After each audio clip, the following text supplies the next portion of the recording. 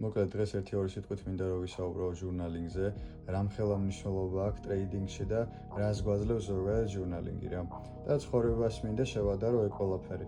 მარტივად რომ წარმოიდგინოთ ესეთი რაღაცა, აი ცხოვრებაში ხო გვაქვს ესეთი ვარიანტები და ძალიან ბევრი, რომ რაღაცები გვეშლება რა და იმ შესწავლებზე უნდა ვისწავლოთ აუცილებლად, ხო ეს არის ზოგადად ადამიანის ცხოვრებას და ესე აქვს ყველაფერს აზრი.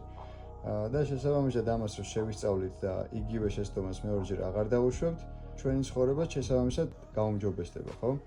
ეხლა ტრეიდინგში როგორ ხდება? ტრეიდინგში ზოგადად იქიდან გამომდინარე, რომ მარტო ჩვენზე არ არის დამოკიდებული ჩარტი როგორ მოიქცევა, შესაბამისად ხშირად შეიძლება დავუშვათ ცოტა მეტი შეცდომა, ვიდრე ცხოვრებაში დავუშვათ. აქედან გამომდინარე, ადამიანის ტვინსაც ხო რესურსი აქვს, ყველაფერს ვერ დავემახსოვრებთ. ყველაზე მარტივი რაც შეგიძლია რო ქნა, უნდა ადგე და ჩაინიშნო ეს ყველაფერი, ჟურნალინგი გავუკეთო ამ ყველაფერს და მარტივად შეგეძლოს ამ ყველაფერის ეგრე აღქმა.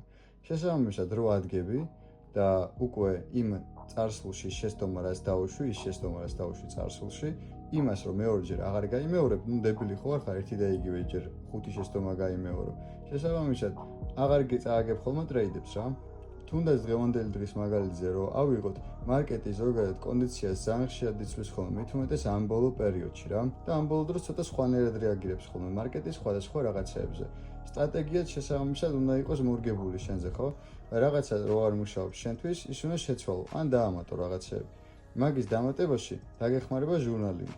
თუ ჩაინიშნავ იმას თუ რა ხდება მარკეტზე და როგორ მოძრაობს, როგორ რეაგირებს კონკრეტულ პერიოდებში, შესაბამისად შენი win rate-იც და ზოგადად სტრატეგიაც გაუმჯობესდება.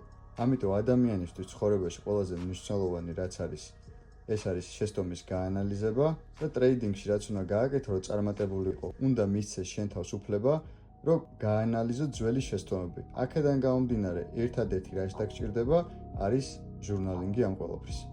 დღევანდელი ტრეიდის განხილვა თუ დაგაინტერესებთ, დაწერეთ კომენტარებში და გადავიღებ ამაზე ცალკე ვიდეოს და განვიხილავ იმ nuance, რაც მარკეტზე ამ ბოლო დროს შეიცვალა და რა არის იმისთვის საჭირო, რომ იდეაში სეტაპი არ გაგვემაზოს.